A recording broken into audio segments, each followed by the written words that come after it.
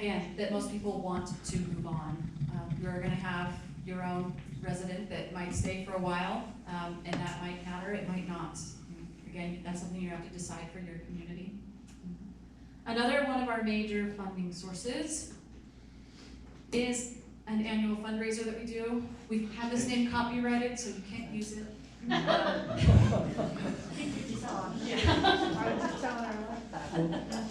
And this is not about tents being for rent. It's to educate our community that we have people living in tents and we want to move them from a tent to a rent. And so if you actually did go onto this website, in fact I probably could pull it up on here later if anybody wanted to see it. We get some Las Cruces celebrities, people from local churches, the elderly care facilities, and they agree to raise money for us in a 6-week campaign. The first year we made $13,000, we doubled it the next year, made $26,000, and then in the last 2 years we've made in the high 50,000s, so I think 57,000 or so last year, which is great since for us operating the camp, excluding any staff costs, which again we already had through HUD, so I didn't have to go find that funding, so that would be a difference for the budget here. But each year that I've asked the accountant to show me what we've had to pay to keep Camp Hope going, it's been between $8,000 and $10,000. So that's been above and beyond what, definitely not as much as we're having to bring in. So the tents to rents funding that we are able to use, after we've expended it all in operations, we are solely using and getting people into their own apartments, paying for some of the things that HUD won't pay for. Some of the things like security fees or damages, things like that, pet deposits. So a lot of the stuff that we couldn't pay for or that would be a barrier to somebody moving into housing, tents to rents lets us use any of that funding for any of that stuff. And then just other things that the camp might need at that time. Did you say it was $8,000 to $10,000 to operate the camp? Yes. A year? Costing, yeah, the cost of tents, duct tape, sleeping bags. Duct tape is amazing. That was my question. What's your operating budget? The water bill is about $20 a month for the camp. That goes up to about $30, $35 in the summer. And then we had some capital outlay at the beginning to get all the infrastructure. Right, so we did have some of the legislative funding. I had legislators calling me saying, oh, I have some extra money, what do you need? Well, we have, the zoning, we had to do landscaping, we had to put in fencing, we have to do tent pad sites, we paid for a lot of that. So what we found is I'm sure it would cost a lot more to operate a camp if it weren't for all the donations coming in. If it weren't for all the sleeping bags and the tents and the tarps that people are bringing, it would cost a lot more. But out of our pocket, that's about what we have found has been the need. Would you talk about the bathrooms? So you mentioned water bill and how that was raised with outside money, that kind of thing. Yes, I think I have.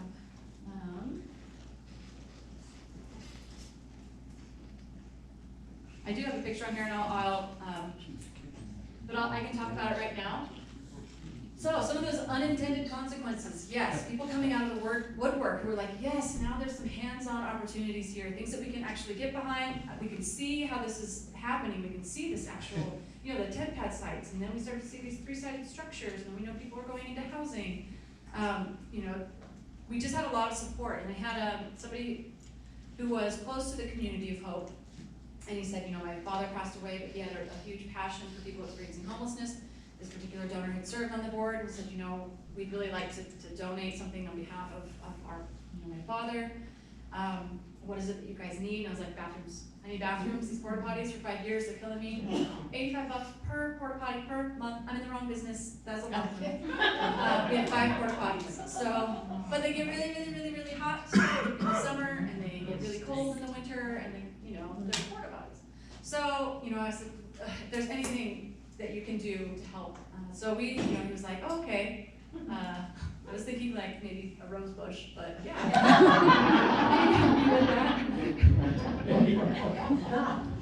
Yeah, we had heard that it was going to be somewhere around $30,000 just to tie into the utilities, like that we were going to have to be like raised, and just it just wasn't formatted for that. So what we decided was, okay, we're going on tour. So we booked slots at every church that we could think of, every Rotary, Civic Club.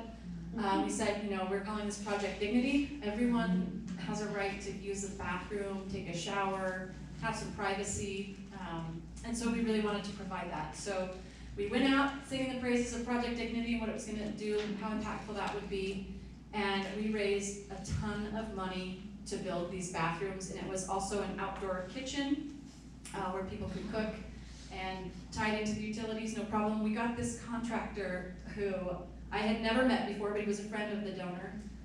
And he just came in and strong-armed everyone. It was amazing. If you have a contractor like that in this community, I'm sure you do, get him or her on your team, because everybody brought in and be like, hey, I'm donating my time, you gotta donate that tile. Hey, don't you charge them for that painting? You're the painting. And everyone was like, okay. So, even though we raised all this money, really, ultimately, like, people were just coming out of the woodwork to help with that, and then got to see the progress of that. Some of the other unintended consequences were the resident camaraderie. Again, as I talked about, it used to be just every man for himself, watch your back. It now was everybody watching everybody else's back. They were encouraging people to go into housing, like, no way, she finally went out, and they kept saying, like, you should really go into that program, it's really awesome. They would invite, when we'd house somebody, they would invite people from the camp just to come see it and visit and be like, yeah, he's doing really well, I want to see it. And so then they were just really encouraging, making sure that everybody could kind of get over that fear of leaving the camp, leaving that community. And that can be a really terrifying step for a lot of people, and we've seen that. But because of how well people have worked together in that community, again, it just became something that we hadn't seen on that campus before. And with people experiencing homelessness, we saw a huge rise in donations. The visibility of homeless issues. So before, people were like, do you have homeless people here? And we're like, yes, we absolutely have homeless people here. It's not something you can ignore. It's just that we're really trying to be effective in taking care of people and keeping them close to our services, but they do exist, and this really put it out in the open. We were able to partner with lots of churches, schools, service projects, and that continues to be ongoing. And then Project Dignity, our outdoor kitchen, the bathrooms, the showers. We continue to instill with people the spirit of the camp. So we get a lot of people that will come in, and it's easy to kind of take those things for granted, and so we'll have at that great conversation like, you don't remember when there weren't bathrooms here. But just kind of talking about like, hey, we are all in this together. We all have to figure this out. We're all part of this community. We all have to make it work, even with the staff. So it's something that you have to continue to revisit. So what are some of the things that we feel like we maybe did right? We asked permission, right? We didn't just start the camp. We went to our counselors. We went to our landlords. We went to all of our responders, and we first of all asked people experiencing homelessness what they thought the solution might be, and that is critical to get their input, to make sure that they are there for every step of the way. They're the ones that know what's working currently right now, and you can just draw from that so much. You've got some real leaders in here in this room tonight that can help with that process and make sure that you're listening. We formed a safety team. We appointed and elected camp management, so we really helped this to be, self-governing kind of a spirit of the camp. We provided the infrastructure for the camp, supportive services, and the connections to housing. And having those ongoing meetings with the camp have really been also critical to making sure that we're staying apprised of all of the situations, everything that's happening at the camp. So, word to the wise, if anybody's going through this, reach out to your community. You'll find that people want an opportunity to give, and they want to give to success. And from what I've heard and what I've already seen, you have so many strong partners in this, and people that have great ideas, have the passion for it, who are giving their time and their smarts. So make sure that you're reaching out to the communities and that you have a solution and they can be part of the solution. Again, ignoring it is not going to make it go away. Try to have an annual fundraiser. I think tenstoRents.com might be available, I don't know. But make sure that wherever you have the camp, that you have services, that you're not just putting in a camp without any access to resources. It's really important that that is the next step, but you're also planning for that right now, as you're planning for people to be in a sanctioned area, that you're thinking about, all right, what's the next step for funding for services for the people that are there, so that we can make this brief, non-recurring, temporary. Yeah. Making sure that you're putting in the time, that you're meeting with the residents, and that you are listening to them. I'm going to show you my beginning design of Camp Hope. So this was something that we kind of talked about earlier. There were a lot of things going into the planning. You know, I went to school not to be an urban planner and not a planner of tent cities, so a lot of the things that they were telling me that I needed to do, I didn't really know what they were. And so, you know, I crafted as best what I could, and then said, hey, how about this? How do you like this? And they'd say, like, oh, let me do it. Thank you. You know, then you have some city planners who really can help accentuate that and say that what works and what doesn't work, and it streamlines the process for them. If you're just taking it on saying, I can do this, I'm going to make this how I want to, and then you give it to them, they're going to go through revision after revision with you. Let them be part of that conversation too. And again, also show it to the people who are experiencing homelessness. Does this make sense to you? Does it make sense that, you know, we're putting the tents all over here, but we're putting the porta potties like 500 yards that way? Does that make sense? You know, not really. So, you know, we want to make sure that everybody is at that table and it's a plan that everybody gets behind. You know, the people of the city who are going to ultimately be responsible if it's part of their property, and then the people who are living there. Isn't that beautiful? I'm so proud of that. If you can't tell what this is, so let's just focus on this one. So the Community of Hope is right here. So you come out the back. Here's obviously the entrance, you guys. This is like an emergency, like a fire truck had to come in. This is the gathering area we were required to have. Here we have some tent pad sites in the garden, and then tent pad sites going that way. That was my plan. And then I went to the community college, and I went to their GIS class. And so I said, I have a project for you. Can you guys do something with this? And so they did.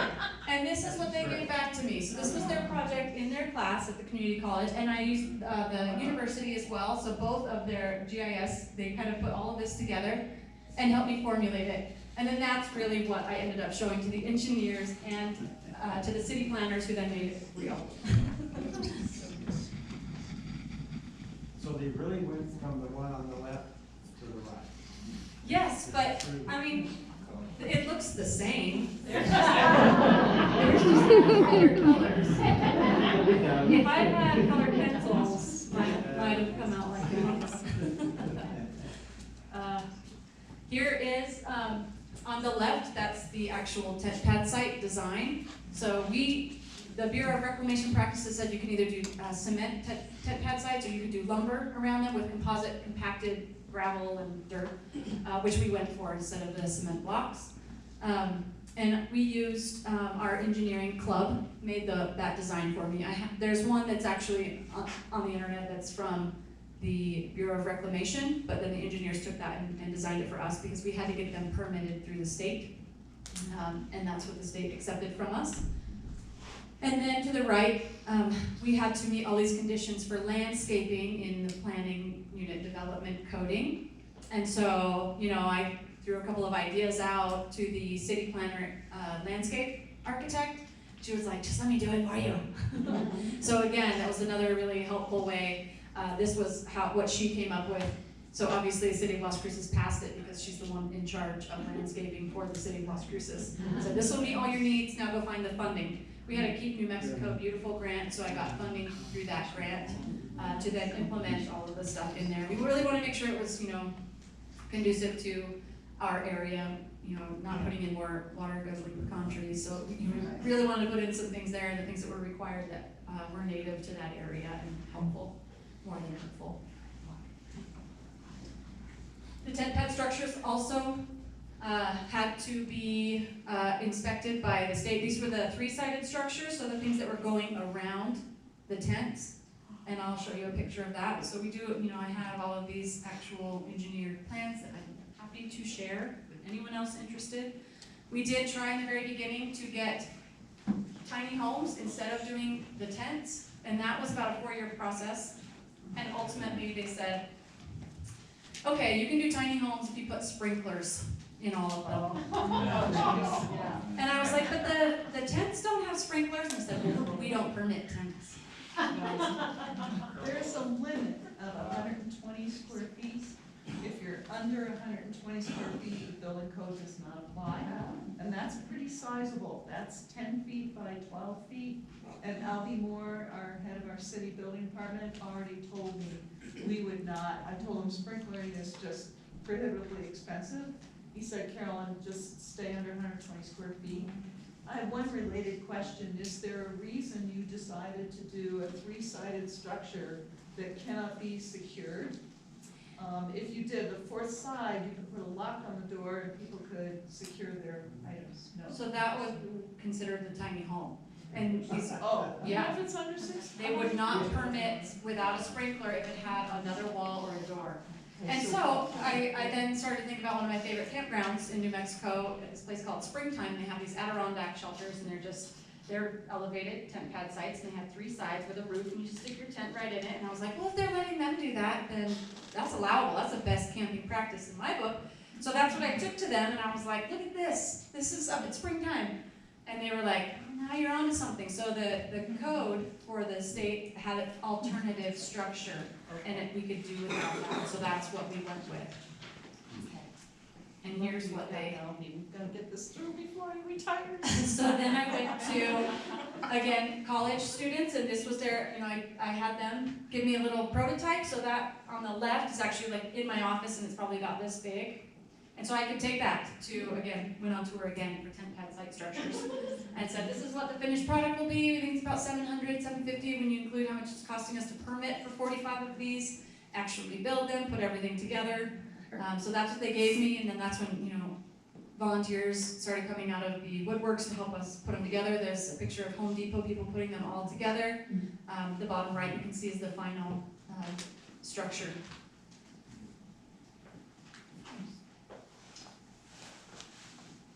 These are our agreements that you can't really see. It's a lot. And every time we make a new one,